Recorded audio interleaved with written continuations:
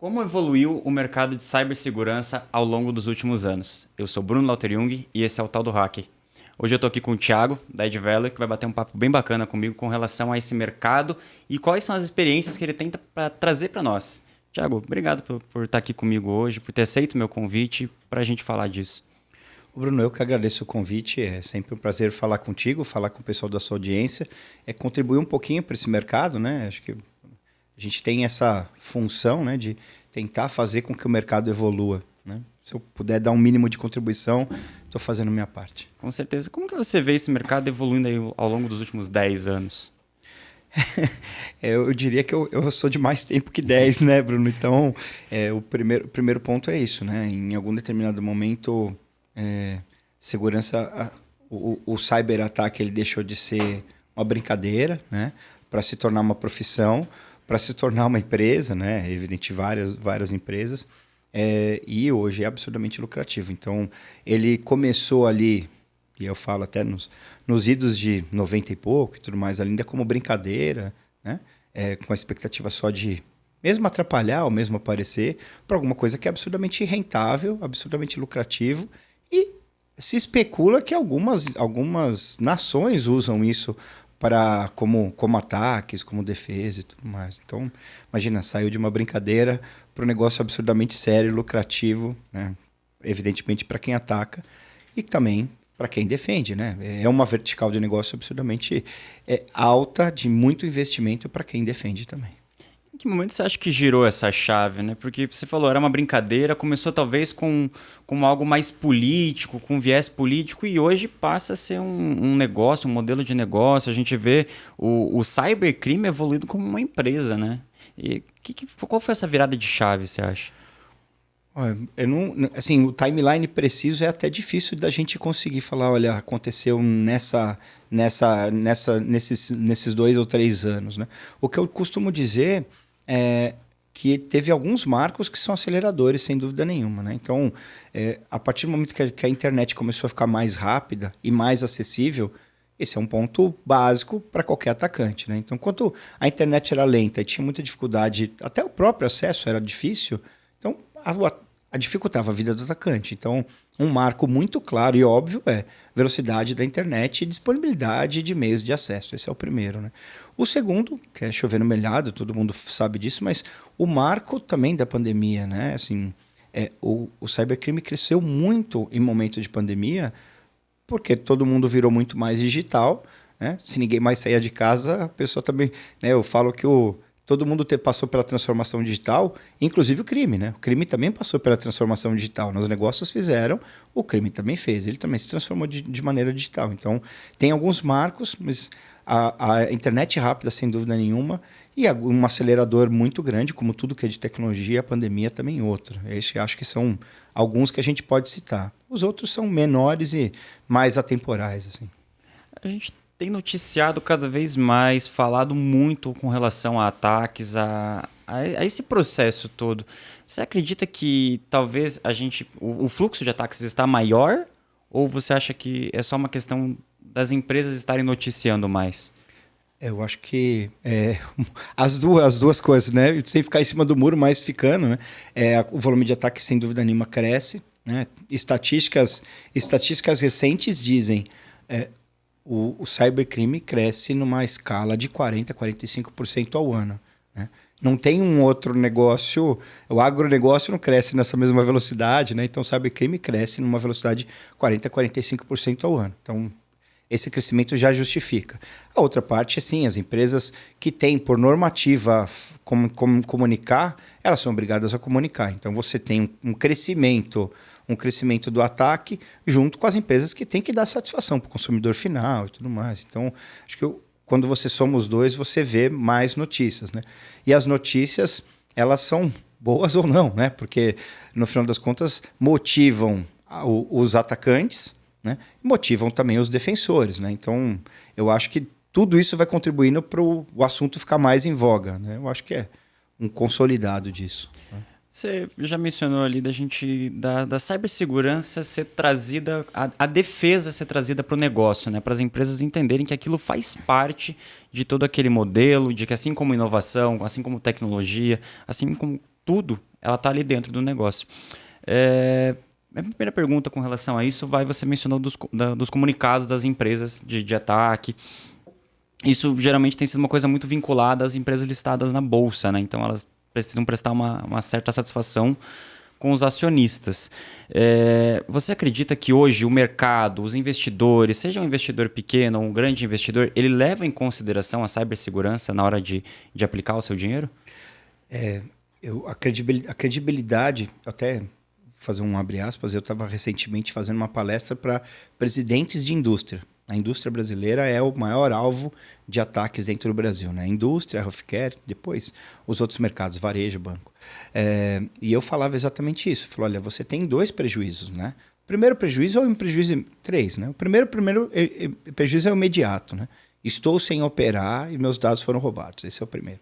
O segundo é recuperar aquilo ali e voltar a produzir.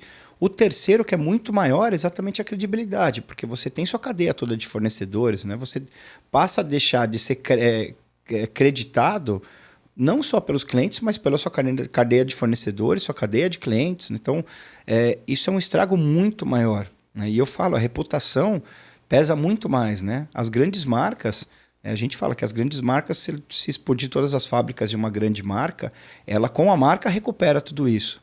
Agora, se você perde a notoriedade da marca, você perde a credibilidade da marca, putz, isso é muito mais difícil, né? Mundos de cancelamento, qualquer pessoa que não se pronuncia bem é cancelado. Imagina alguém que tem dados vazados, expõe os contratos, expõe um monte de coisa. Eu, como investidor de qualquer coisa, pensaria 2 vezes em me relacionar com aquele tipo de empresa. Ainda que eu saiba que a culpa não é 100% dela, sim, ela deveria ter feito de tudo para tentar evitar. Eu sei, a culpa não é dela 100%, mas a culpa é muito menos minha, que pus meus dados lá e confiei dinheiro naquela empresa, né? Você acredita que a transparência, nesse caso, pode ser algo positivo ou negativo? Porque hoje existe um medo muito grande nas empresas de comunicar um ataque, de falar situações passadas, né, nesse quesito. Você acha que a transparência às vezes seria melhor com o investidor, com o cliente? O que você acha a respeito disso? Eu posso estar num mundo quase utópico, né? Mas eu percebo uma vontade das pessoas de bem, quando entendem que uma empresa está sob ataque, de se manifestar a favor. E aí as pessoas que têm capacidade técnica de tentar ajudar, mas as pessoas de maneira geral serem solidárias, né? Então, eu acho que a transparência traz esse... Eu falo que entre 0 e 1, né? Existe gente entre 0 e 1, né? E quando você consegue humanizar um problema de cybersecurity, consegue trazer as pessoas e falar, cara, não queria passar por isso. Eu não necessariamente queria passar, mas estou passando. Olha, se eu estou afetando você, me desculpa.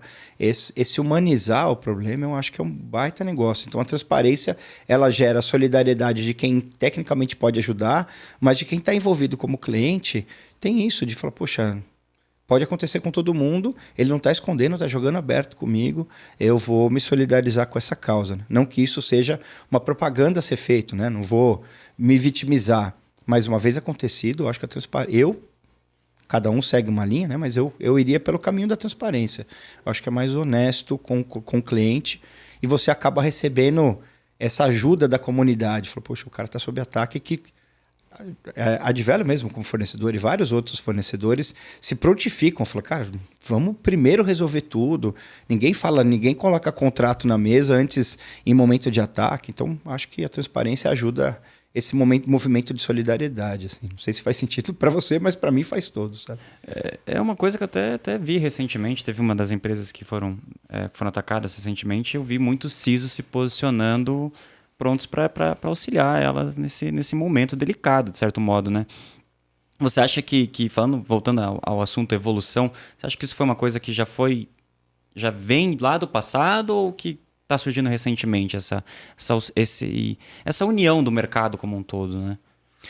Eu costumo dizer que quem ataca está se unindo, né? Quem defende também, cara, assim, né? Então, assim... Vale para o atacante até se você fala, se você usa inteligência artificial para atacar, eu tenho que usar para defender. Se eu uso uma squad, se eu uso um time grande para atacar, eu tenho que usar um time grande para me defender. E não necessariamente eu tenho esse time grande, mas meus fornecedores, né, somado aos fabricantes, somado ao ecossistema, certamente eu consigo trazer boas cabeças para o meu negócio, né? E o mercado vertical, normalmente ele concorre, mas ele se ajuda, né? Então você pega mercado de varejo, mercado de healthcare, as pessoas se falam, eles trocam figurinhas. Assim, eu sou concorrente, mas eu entendo a cozinha da pessoa. Eu falo, poxa, não que... se ele está sendo atacado, eu sou o próximo. Então eu vou ajudar ele, vou inclusive aprender com o ataque dele para implementar boas práticas ou novas boas práticas para mim também. Então eu acho que joga a favor, sabe? Assim, a gente tem esse movimento, mas é um movimento recente, né? Por quê? Porque os ataques noticiados também são recentes, né? Antigamente você sabia de um pontual, outro pontual, era super exposto à mídia um único ataque. Hoje, se googar, você acha 5, 6 acontecendo por dia, né? Então, mas eu acho que a solidariedade dos mercados verticais também ajuda bastante, cara. A gente falou dessa virada de chave do hacker em entender que cibersegurança e tudo isso faz parte do negócio. Em que momento que as empresas viraram essa chave? Em que momento que elas viram, opa, peraí, talvez eu tenha que investir nisso aqui porque existe um prejuízo, existe a necessidade de eu investir nisso? Infelizmente, Bruno, não é uma verdade, assim, para todas as empresas e para todos os mercados verticais, né? A maturidade da própria empresa vai determinando um pouco disso. Então, eu canso na vida de caixeiro viajante de visitar empresas que as pessoas pouco se preocupam com isso. E grandes empresas que preferem investir num tipo de maquinário ou numa propaganda do que investir em cibersegurança. Então, infelizmente, não é uma verdade. Assim, as empresas começaram a ver. Não começaram, assim, não necessariamente todas estão. É aquela velha máxima de aprender pelo amor ou aprender pela dor, né? Então, algumas começaram porque tinham que fazer, outras começaram porque foram atacadas, outras começaram porque o mercado vertical foi atacado, então meu concorrente foi certamente você, né? Claro, tem um movimento natural, mas ainda tem muita gente que negligencia esse tipo de ação. Fala, poxa, eu tenho algum dinheiro para investir na minha empresa e certamente não vou investir ele em cibersegurança, né? Eu canso de brincar, né? Assim, eu vou na portaria da empresa e tem 80 passos para chegar até uma sala de reunião, né? Crachá, autenticação, RG, placa do meu carro. Putz, certamente é muito mais difícil alguém tentar roubar alguma coisa de maneira física do que de maneira virtual. E aí essa mesma empresa fala, não, eu tenho aqui alguma coisa habilitado, free. Fala, puxa, cara, demorei 8 horas para entrar aqui de maneira física, demoraria 2 minutos de maneira virtual. Então, cuidado onde você investe seu dinheiro, né? Não que eu estou falando para abrir mão de mas cuidado, você está desbalanceando isso, né? E tem algum setor que você acredita que tenha evoluído mais ao longo desses anos? A gente vê o setor da saúde, financeiro recebendo um volume de tentativas de ataque diariamente. Tem algum destaque para você nesses últimos anos? O destaque positivo no Brasil sempre, não diferente disso, sempre foi o mercado financeiro. Então, a referência de todos os outros mercados era o mercado financeiro, né? E durante muito tempo a preocupação do mercado financeiro era absurdamente maior que todos os outros mercados. Também, sem chover numa olhada, a pandemia acelerou o mercado de health, porque o pessoal entendeu que as informações que estão lá são super sensíveis, né? Absurdamente sensíveis, né? Casos clássicos, né? Um presidente em tempo de campanha toma uma facada, vai parar num hospital e aquele hospital ele é acessado 100 vezes mais do que ele era antes. Porque aquela informação era super importante para tudo, né? Para quem tá especulando alguma coisa da campanha e tudo mais. Então, um grande executivo de uma grande empresa está no hospital, né? Seus dados estão todos lá, inclusive se você tem algum tipo de deficiência, conformidade e tudo mais. Então, o healthcare foi logo na sequência.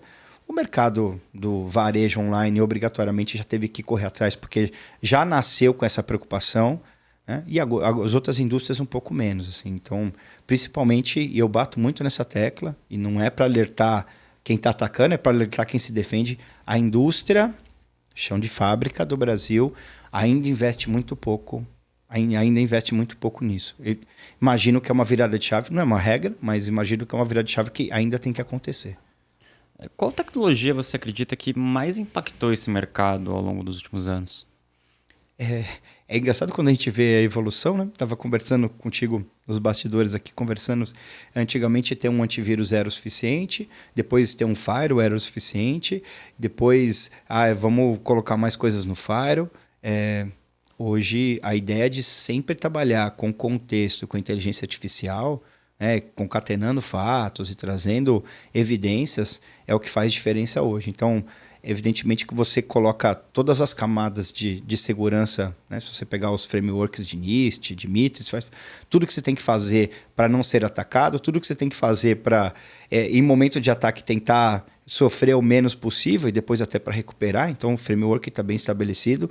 Eu acho que a grande dificuldade hoje das empresas, e como fornecedor a gente passa um pouco por isso, é que você tem muita coisa para se defender que não necessariamente se fala, e você tem muita sobreposição de solução. Você sabe, assim, uma solução que vai até a outra, que vai até a outra.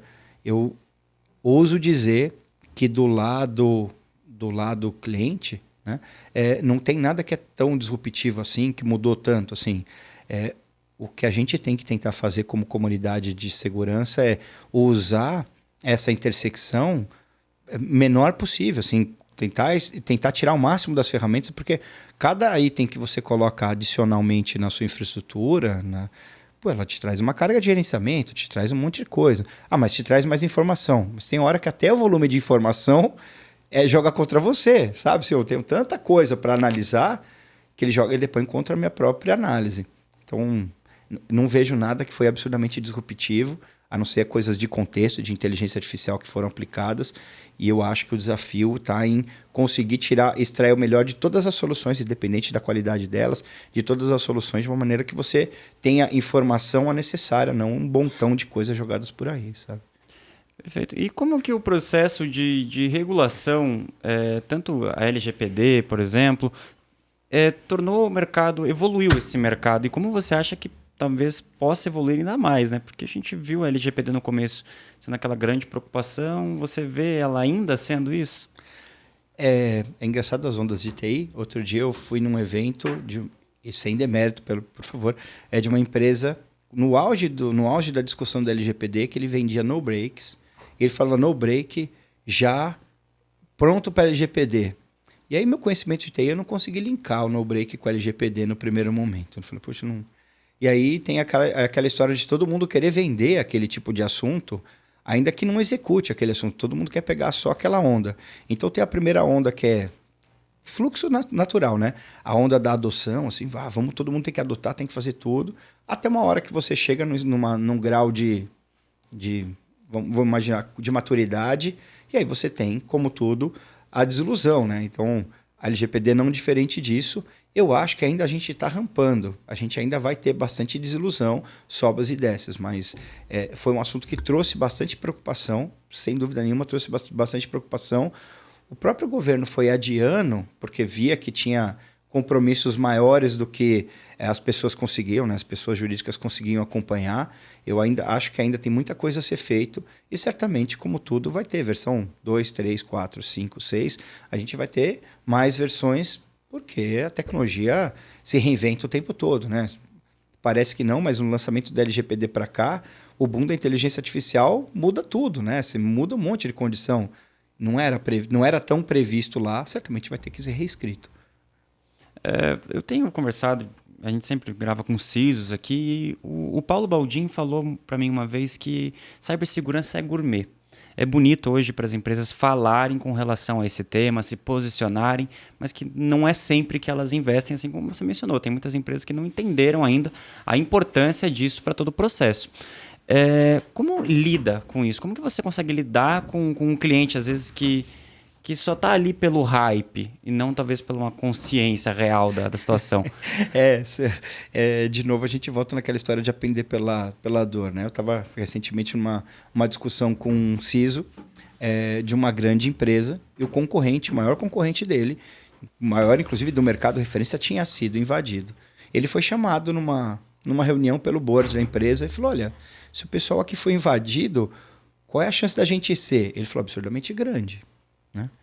E falou, isso preocupa? Claro que preocupa. Eu tentei mostrar isso para vocês o tempo todo e até então vocês não me davam orçamento, né? Aí ele montou uma esfera de orçamentos ali, e aí, pro azar dele, a empresa aprovou o maior orçamento possível. E ele falou, cara, só que agora eles me deram tudo que eu pedi, a responsabilidade inteira é minha, né? Que se eu fiz um plano A e o plano B e o plano C. Eles aprovaram o plano A sem nem questionar. E aí virou discussão no board, evolução das coisas de TI. Ainda que o board não entendesse nada, vamos evoluir cybersecurity. Então, assim, tem a evolução, que é essa evolução, e o hype, a gente brinca, né, que há pouquíssimo tempo atrás, os presidentes iam jogar golfe e aí falavam, sua empresa está na cloud? Não, a minha já está. E aí o presidente voltava para o pessoal de TI e falava assim, o que a gente tem que fazer para estar na cloud? Só para estar, assim, só para na conversa de golfe falar que eu estou na sua frente, né? Cibersegurança tem um pouquinho disso mesmo, de coqueluche, de falar.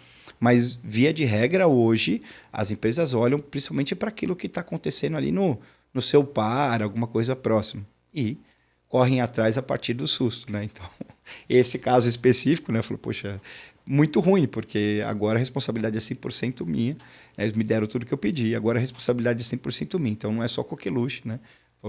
Alguém alertou, mas ainda uma brincadeira que a gente tem nos corredores da empresa lá, que ainda é uma conversa de jogo de golfe ali, de um presidente que o outro falando que tem mais ou que tem menos, sabe?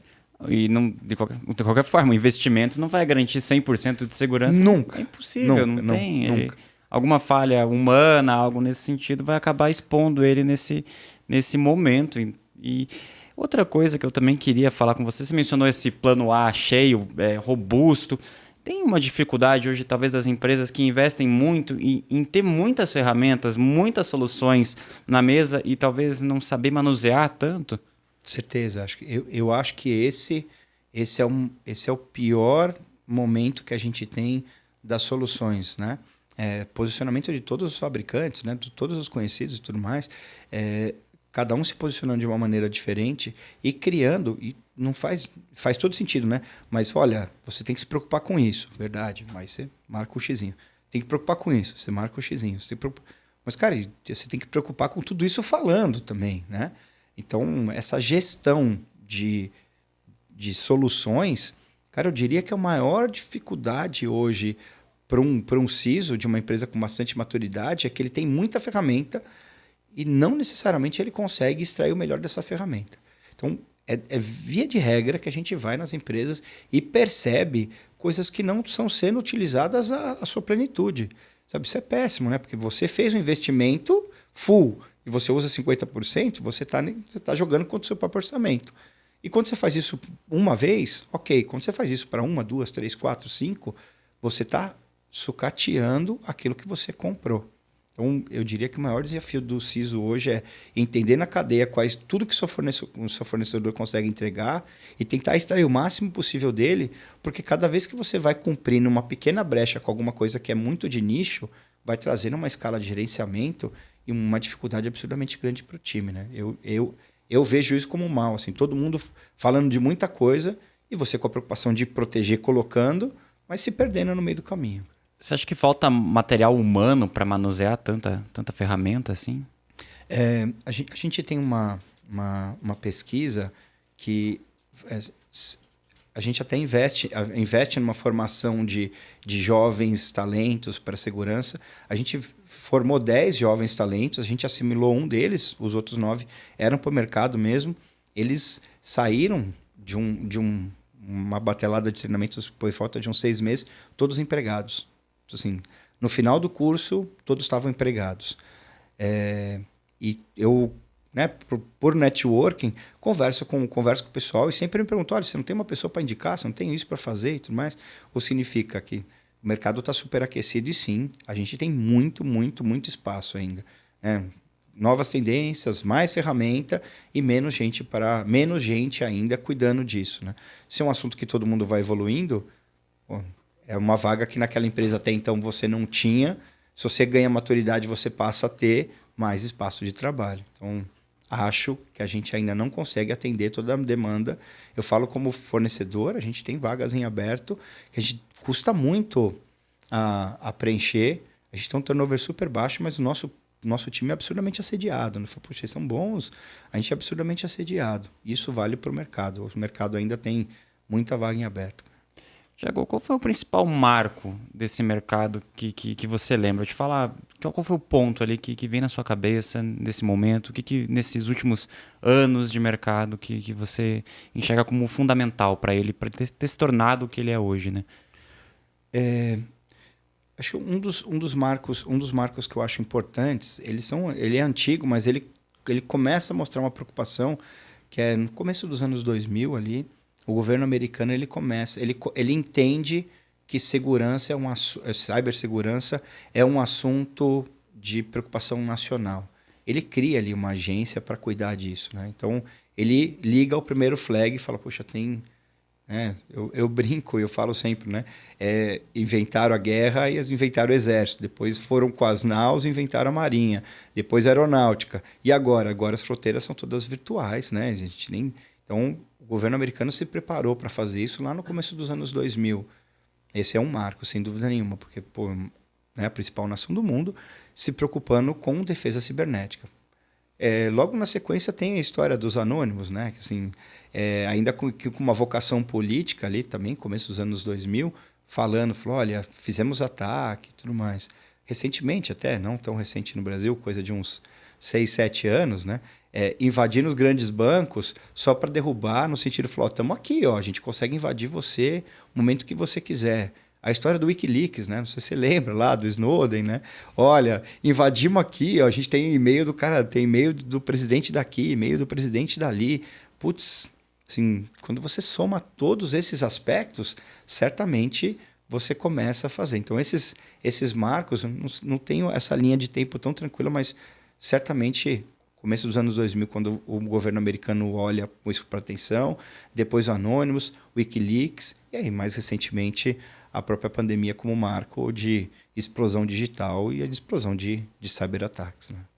Bom, Tiago, para a gente encerrar aqui, eu queria saber de você que conselho você daria para o Tiago que está entrando nesse mercado lá anos atrás. O que você falaria para ele? Como eu brinco, tem bastante trabalho sujo para fazer, né? Se eu olhasse, eu estou no meu 25º ano de carreira, desses 15 trabalhando com segurança, né? Em TI, 15 trabalhando com segurança, e eu diria que, por mais que eu estude, por mais que eu goste da literatura e tudo mais, você tem que se cercar de boas pessoas e se cercar ali do melhor que você pode trazer. Então, ainda que você esteja falando com os seus concorrentes, esse tipo de elo ele é super significativo. Eu falo isso como quem revende soluções. Eu tenho um network muito forte com meus concorrentes. E a gente troca muita figurinha de soluções, de estratégias. Eu acho que essa, assim, como tudo, o networking sempre faz muito sentido. Então, eu investiria muito em conhecimento, mas evidentemente muito, muito, muito em networking. Porque certamente alguém ali deve conhecer daquele assunto certamente mais do que você. O networking faz muito sentido, né? Para um momento de desespero, é o famoso ter para quem ligar, né?